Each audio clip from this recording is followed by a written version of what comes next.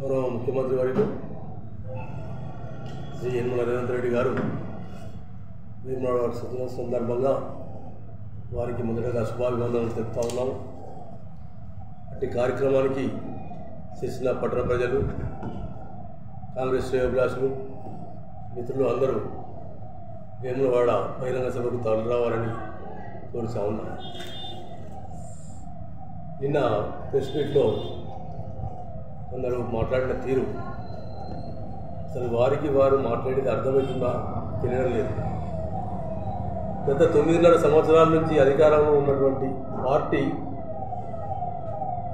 మిడ్మానేరు నిర్వాసితులకు ప్రతిసారి వచ్చినప్పుడల్లా ఇది చేస్తాము అది చేస్తాము మీరు నష్టపోయినని చెప్పుకుంటే వచ్చింది. కానీ అధికారం పోయేంత వరకు కూడా వాళ్ళకు చేసిన పాపన పోలేదు.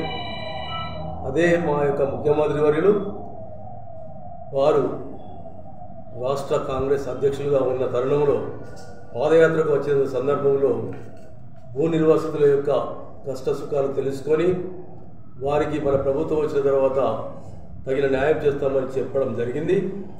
అదేవిధంగా వారు వచ్చిన తర్వాత 11 నెలల కాలం లోపలనే దాదాపుగా 4,696 ఇళ్లకు డబ్బులు మంజూరు చేయడం జరిగింది. అట్టి దాదాపు 2,34,80,000 రూపాయలను ఒకేసారి జీవో విడుదల చేయడం జరిగింది. అది వారికి కనిపించడం లేదు.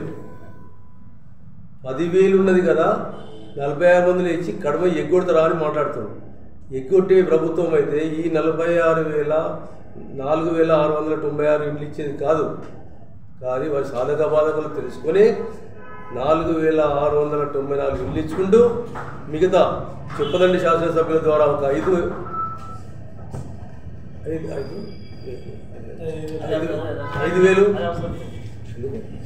మరియు సిరిసిల్ల కాన్స్టిట్యున్సీ నుండి కేకే మహేందర్ రెడ్డి గారి ద్వారా ఒక 5,000, అలాగే మానకొండ శాసనసభ్యులు శ్రీ కవ్వంపల్లి సత్యనారాయణ గారి ద్వారా ఒక 5,000, అవి ఒక దాదాపు 75 కోట్ల రూపాయలతో కూడా 1,500 ఇల్లు ఇవ్వడానికి నిర్ణయించినటువంటి మా ప్రభుత్వము మీరు హామీలు నెరవేర్చలేదనుకుంటూ బూటకములు మాట్లాడుతుంటూ మనిషి ముఖ్యమంత్రి అనేది కూడా చూడకుండా భాషను వాడుకుంటూ మాట్లాడుతున్నటువంటి మీరు కాంగ్రెస్ పార్టీ గురించి కానీ కాంగ్రెస్ పార్టీ నాయకుల గురించి కానీ మాట్లాడే నైతిక హక్కు లేదు. ఈరోజు రేపు వస్తున్న సందర్భంగా ముఖ్యమంత్రి గారు 127 కోట్లు టెంపుల్ సిటీ వేములవాడకు టౌన్కు మరియు దేవస్థానానికి విడుదల చేయడం జరిగింది. మీరు గత 9.5 సంవత్సరాలు ఆయన వచ్చిన 6 సంవత్సరాల క్రితం సంవత్సరానికి ఒక 100 కోట్లు ఇస్తారని చెప్పినటువంటి ముఖ్యమంత్రి గారు పాత ₹1 కూడా ఇవ్వగా షడకోపం పెట్టినటువంటి వ్యక్తి అతను. ఏదో రాజన్నే చూసుకుంటాడు అని అంటారు. రాజన్న తప్పనిసరి చూసుకుంటాడు. ఆపదల ముక్కలవాడు రాజన్న కాబట్టి రాజన్న చూసుకుంటే గత ప్రభుత్వం పతనమైంది. కాబట్టి మా కాంగ్రెస్ ప్రభుత్వం వచ్చింది. కాబట్టి ఇక ముందు మీరు అబద్ధాలు మాట్లాడకుండా నీతి నిజాయితీగా మాట్లాడే ప్రయత్నం చేయాలని కోరుతాము. బీఆర్ఎస్ నాయకులు చక్రపాణి గారు మాట్లాడుతూ ఇక్కడ పద్మశాలిల కోసం 50 లక్షల రూపాయలు ట్రస్ట్ చేసి పద్మశాలి భవన్లో పెట్టడం, పద్మశాలలో పెట్టడం అని చెప్పిండు. అది 50 లక్షలు ఎవరు పెట్టిందని ఇంతవరకు తెలుసుకోకపోవడం దురదృష్టం. నువ్వు వల్ల డైరెక్టర్ ఒక సభ్యునే ఉండదు. అప్పుడు కేకే మహేందర్ అప్పుడు టీఆర్ఎస్ పార్టీలో ఉండి ఆ జోలే బట్టి అడకొచ్చి ఆ రోజు పద్మశాలిల కోసం ఇక్కడ పద్మశాలిల బాధ తెలిసిన వ్యక్తి కాబట్టి ఇక్కడ తిరిగిండు. అప్పుడు 4 రోజులు ఆయనకు టికెట్ వస్తున్న ఉద్దేశం కూడా తిరిగిండు. కాబట్టి ఇక్కడ అందరికీ మేలు చేయాలని చెప్పి ఒక్క కేకే మహేందర్ గారు ఒక్కరే ఆ రోజు జోలే బట్టి అడకొచ్చి ఇక్కడ పద్మశాలిల కోసం, పద్మశాలి సంక్షేమం కోసం ఆ రోజు 50 లక్షలు కేటాయించడం జరిగింది. ఈరోజు బతుకమ్మ చీరలు అంటున్నారు. ఇక్కడ పద్మశాలి బతుకులు మొదలైన ముగ్గాలతోని ఇవాళ మీ బతుకమ్మ చీరలతోనే ఇక్కడ బాగుపడలేదు. ఈ 4 సంవత్సరాలు 5 సంవత్సరాలే పద్మశాలి బాగుపడలేదు. మాట్లాడితే బతుకమ్మ చీరలు, మాట్లాడితే బతుకమ్మ చీరలు వచ్చినాయి. మొన్న గతంలో మొగ్గాల తర్వాత సైజింగ్లు డైయింగ్లు ఇది రకరకాలుగా కాచుకుంటే ఇక్కడ పద్మశాలి దశవరకు డెవలప్ అయింది. ఈరోజు ఓన్లీ బతుకమ్మ చీరలు చేయబట్టే బాగుపడ్డట్టు మాట్లాడుతుండ్రు. ఇది సరైన పద్ధతి కాదు. ఈరోజు నువ్వు సుతా ఎంత బాగుపడ్డో తెలుసు నీకు. ఈరోజు బతుకమ్మ చీరలతో బాగుపడేది మీరే. మీ 10 మంది కోసం బతుకమ్మ చీరలు పెట్టి ప్రభుత్వాన్ని నాశనం చేసిండ్రు. ఈరోజు అంతకుముందు ముగ్గాలతోని సాయంత్రంతోని సైకిళ్లతో పైకి వచ్చిన వాళ్ళు ఏమంట కేటీఆర్ సిట్లకు వచ్చిండో సిట్లకు శని పట్టింది. సిట్లకు శని పట్టే ఈరోజు ఇక్కడ పద్మశాల అందరూ ఎటు కాకుండా అయిపోతుండ్రు. కాబట్టి ఒకటే చెప్తున్నాను, మీరు బతుకమ్మ చీరలు మాటలు బంద్ చేయండి. బతుకమ్మ చీరలు శాస్త్రంగా ఇయ్యలే. మీరు 4 ఏళ్ళు ఇచ్చి 8 ఏళ్ళు వాళ్ళ బతుకులతో ఆడుకున్నారు. ఇక ముందు బతుకమ్మ చీరల గురించి మాట్లాడదని ఈ సందర్భంగా హెచ్చరిస్తున్నా. అదే రకంగా ఈరోజు మీరు ఎక్కడైతే మాకు మార్కెట్ కమిటీలో మా కాంగ్రెస్ పార్టీకి జాగిచ్చిందో అటు జాగని మీరు అంటున్నారు. మీకు హరిత ఓట్లు కూడా పూజ చేసింది కేటీఆర్.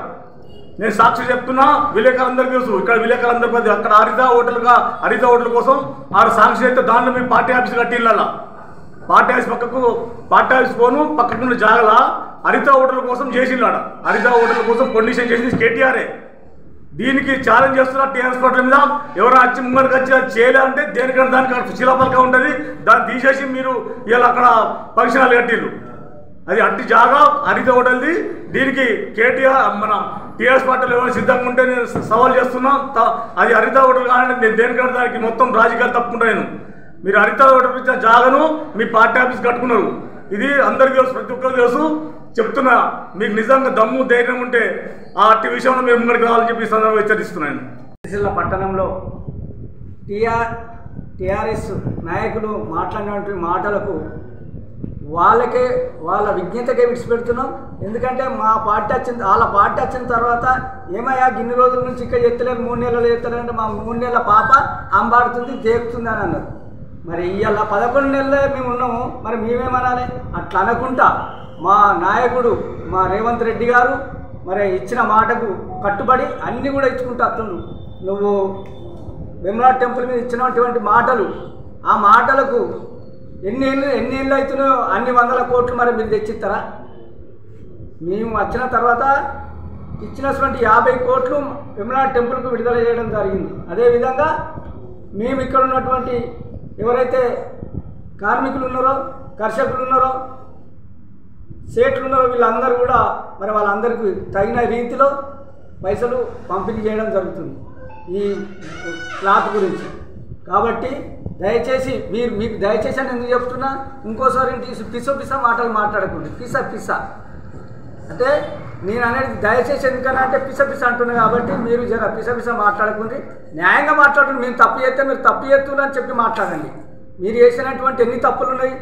మిడ్ మానేరు ఇక్కడ ఉన్నటువంటి సిరిసిల్ల ఉన్నటువంటి ఏదైతే మిడ్ మానేరు కరకట్ట ఉన్నదో మాకు ఇప్పటి వరకు కూడా పైసలు రాలేదు. మావి కూడా అలా 170 ఎకరం పోయింది. మా 170 ఎకరాలల్లో ఇప్పటి వరకు ఒక్క పైస ఇవ్వలే. అదే కరకట్ట కడుతున్నప్పుడు మేము కరకట్ట మీద కూర్చున్నప్పుడు అప్పుడున్న టీఆర్ఎస్ నాయకులు వచ్చి మమ్మల్ని లేకపోయారు. మీకు కేటీఆర్ గారు మాట్లాడినరు, మేము ఇప్పిస్తామని చెప్పి తీసుకుపోయారు ఏమి. కాబట్టి దయచేసి అదేవిధంగా అక్కడ ఉన్నటువంటి ఏవైతే డబల్ బెడ్రూమ్లు ఉన్నాయో ఆ డబల్ బెడ్రూమ్లు కూడా ఇస్తామని చెప్పి మీకు ఈ నర్స్ కాలేజీ, అంబేద్కర్ భవన్ ఇవన్నీ కట్టించుకుంటూ మీకు ఇస్తామని చెప్పలేదని కేటీఆర్ని వచ్చి ఇక్కడ గాంధీకరణ అతను ఒకసారి వచ్చి మాట్లాడి మేము అనలేదు అని అంటే మేము అవన్నీ ఇడిచిపెడతాం. ఇప్పటికి కూడా పక్క వాళ్ళందరి కాలుమొక్కతో ఒక్కొక్కరు ఇంటికి పోయి. కానీ మీరు అంబేద్కర్ కన్నా గాంధీ కన్నా ఆ మాట మాట్లాడారు. ఇస్తానవా ఇవ్వనన్నావా? 202 ఇళ్ళు మేము అందరికి గట్టిస్తామని అన్నావు, ఇప్పటి వరకు గట్టి అయిపోతుంది. 135 నక్కలకుంట అంటారు, తామరకుంట కట్ట కింద ఉన్నటువంటి ఎస్సీల భూములు అన్ని గుంజుకున్నావు. నీది ఇదేమో న్యాయమేనా కేటీఆర్? మీరు ఎస్సీలకు ఏమైనా సాయం చేయాలి, చేయకుండా పర్వాలేదు, కానీ మా ఆయన్ని గుంజుకుంటువి. ఎక్కడ ఆనందం చేసి అందరిని కూడా వికారగాలను చేసిన వ్యక్తి ఇవ్వాలంటే మీరు. అందుకనే ఒక్కటి, ఎవరు ఉసురు తాలిగినా నీకేం కాదు, కానీ మాది వాళ్ళు ఉసురు తాలితే మాత్రం నాశనం అయినావు అంతే. బీఆర్ఎస్ పార్టీకి సంబంధించినటువంటి జిల్లా అధ్యక్షులు మరియు పట్టణ అధ్యక్షులు పాత్రికేయ మిత్రుల సమావేశం పెట్టి మాట్లాడినటువంటి తీరు చూస్తే ప్రజలందరూ కూడా నవ్వుకున్నారు. మొత్తం యావత్ రాజన్న సిరిసిల్ల జిల్లా ప్రజలు, అంటే ఎలక్ట్రానిక్ అండ్ ప్రింట్ మీడియాలలో చదివినటువంటి వాళ్ళు కానీ విన్నటువంటి వాళ్ళు కానీ నవ్వుకుందరుగాక నాకేంటి సిగ్గు అనే ప్రకారంగా వాళ్ళ ఇద్దరు మాట్లాడినటువంటి తీరులో మేమేం చేయలేదు, మా ప్రభుత్వం చేయక మాట తప్పినాం, మాట తప్పితేనే ప్రజలు చీత్కరించిండ్రు, ప్రజలు తిరస్కరించారు మమ్మల్ని అనేటువంటి విషయాన్ని చెప్పకనే వాళ్ళు చెప్పారు. ఎట్లా అంటే మా ప్రభుత్వం చేయలేదు, గత ప్రభుత్వం పనిచేయలేదు, గత ప్రభుత్వం హామీలు ఇచ్చి నిలబెట్టుకోలేదు, మేము వచ్చిన తర్వాత చేస్తామని రేవంత్ రెడ్డి గారు మాటిచ్చిండ్రు, అవి ఇప్పుడు చేయాలనేటువంటి డిమాండ్ చేస్తూ ఉన్నారు. మొట్టమొదట వాళ్ళు చెప్పినటువంటి మాటల్లో స్పష్టంగా ఆగయ్య గారు కానీ తర్వాత చక్రపాణి గారు కానీ మాట్లాడినటువంటి మాటలలో వాళ్ళ ప్రభుత్వమే ఏ విధమైనటువంటి పనులు చేయలేదు అనేటువంటి దాంట్లో ఒప్పుకున్నారు. వాళ్ళ మాటలనే తెలుస్తుంది. ముంపు గ్రామాలకు వచ్చినట్టయితే ముంపు గ్రామాల ప్రజల యొక్క సాధక బాధకాలు తెలుసుకొని వాళ్ళు పోయినటువంటి భూములు కోల్పోయిన విషయంలో కానీ తర్వాత ఇండ్లు కోల్పోయిన విషయంలో కానీ అవి పూర్తి చేయలేదు అనేటువంటి విషయాన్ని వాళ్ళు చెప్తాను. నిన్న చెప్పగానే మళ్ళా రేవంత్ రెడ్డి గారు హామీ ఇచ్చి హామీని నిలబెట్టుకోవాలి అనేటువంటి మాట మాట్లాడతాను.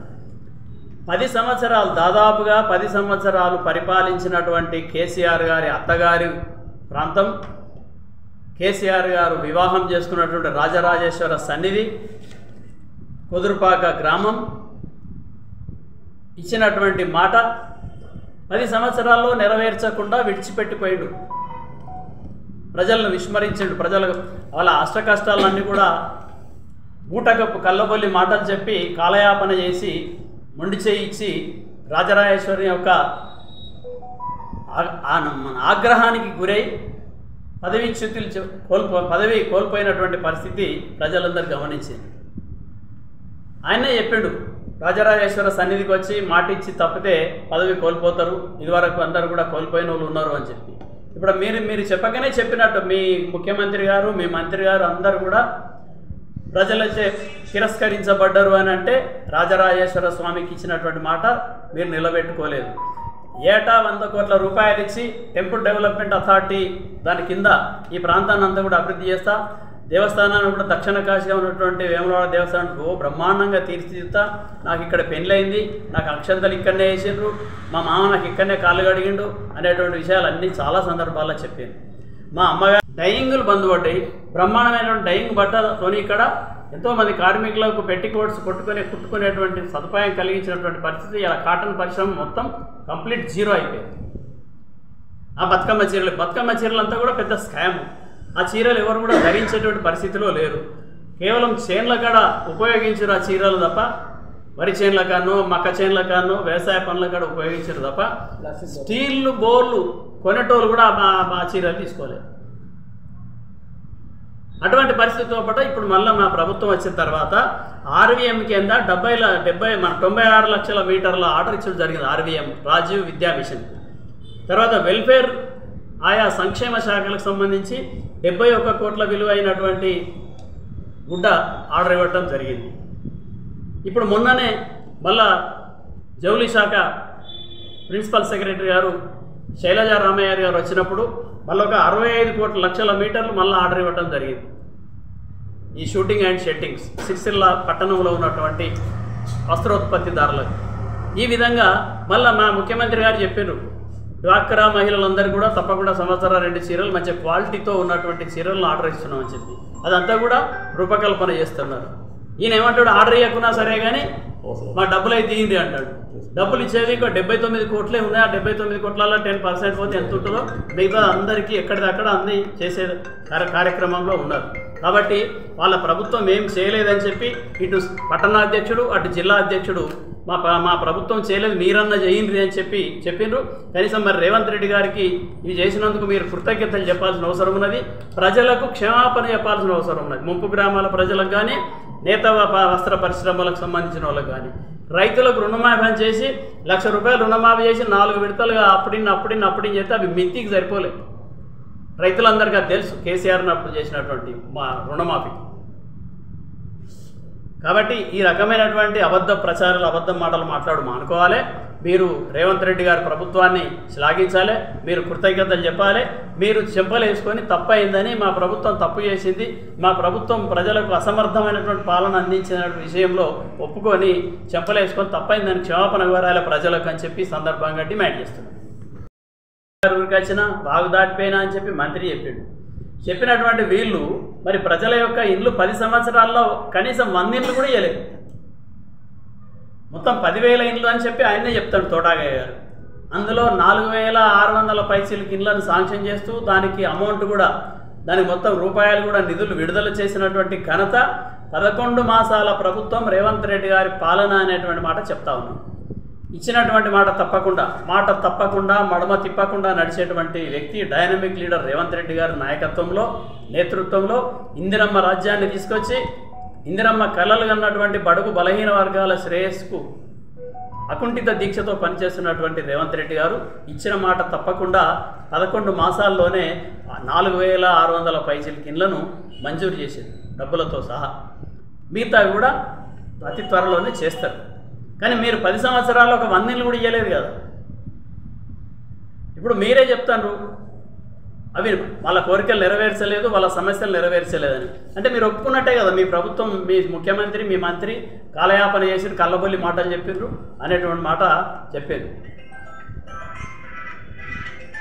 అయితే ఈ విధమైనటువంటి మాటలు మాట్లాడి ఇప్పుడు ఏం మాట్లాడుతాడు? రాజరాజేశ్వర స్వామి సన్నిధికి వస్తాడు, ఇచ్చిన హామీలన్నీ నెరవేర్చాలి. 10 సంవత్సరాల్లో నెరవేర్చినటువంటి మీరు 11 మాసాలలో ఇచ్చిన హామీలన్నీ నెరవేర్చాలన్నట.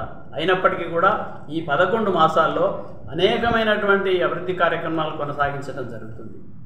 ఇప్పుడు మా అధ్యక్షులు చెప్పినట్టుగా 127 కోట్ల రూపాయలతోని టెంపుల్ మళ్ళీ మంచి బ్రహ్మాండమైనటువంటి సుందరీకరణ, రాజరాజేశ్వర స్వామి దేవస్థానాన్ని బ్రహ్మాండంగా చేయటం, దక్షిణ కాశీగా పేరు వచ్చినటువంటి వేములవాడను బ్రహ్మాండంగా భక్తులకు ఎంతో ఆహ్లాదకరంగా చేసేటువంటి పరిస్థితికి ఇవాళ అకుంఠిత దీక్షతో గౌరవ ప్రభుత్వ విప్ వేములవాడ శాసనసభ్యులు వారి నేతృత్వంలో, వారి నాయకత్వంలో, వారి కృషితో ఈరోజు 127 కోట్ల రూపాయలు మంజూరైనవి. అవే కాకుండా ఆయన ఇచ్చినటువంటి మాటలన్నీ కూడా ఎన్నికల్లో ఇచ్చినటువంటి హామీలన్నీ నెరవేర్చాలి. 11 మాసాల్లో ఎన్నికల్లో ఇచ్చిన హామీలన్నీ నెరవేర్చాలన్నట. ఇది ఎక్కడి ముచ్చటనండి? అంటే మీరు శాతగాని వాళ్ళు అన్నటువంటి వల్ల మీరు చెప్పేసారు 10 సంవత్సరాల్లో మీరు ఏం చేయలేదు ఇక్కడ. కాబట్టి ప్రజలు కూడా మిమ్మల్ని నమ్మే పరిస్థితిలో లేరు. ఇక ఈయన మాట్లాడుతాడు మన నేత పరిశ్రమ గురించి, మాకు ఆర్డర్లు ఇవ్వకున్నా పర్వాలేదు, ఆయన మాటలనే ఉంది, చీరలు ఆర్డర్లు ఇవ్వకున్నా పర్వాలేదు, మాకు బకాయిలన్నీ చెల్లించండి, రేపు రాజరాజేశ్వర గుడికి వస్తారు కదా, గుడిగా చెలవుగా అని చెప్పి ఆయన చెప్పాడు. ఈ ప్రభుత్వం వచ్చే నాటికి 3,051.52 కోట్ల రూపాయలు 351.52 కోట్ల రూపాయలు బకాయా పెట్టి మొండి చేయించిన మీరు, మీ మంత్రే, మీ జౌళి శాఖ మంత్రే, మీ పురపాలక సంఘ మంత్రే, మీ పరిశ్రమల మంత్రే ఆ రోజు సిరిసిల్లాల ప్రెస్ మీట్లో చెప్పాడు మిమ్మల్ని అందరినీ కూర్చోబెట్టుకొని. మా ప్రభుత్వం ఉన్నప్పుడే ఈ 300 కోట్లు ఇచ్చిన పెద్ద ముచ్చట్న ఇవ్వకపోతున్నా కానీ మళ్ళీ మేమే వస్తాం కదా, మేము వచ్చినాక ఇస్తామని అనుకున్నాం అనే మాట చెప్పిండు. ఎందుకు చెప్పిండు అది?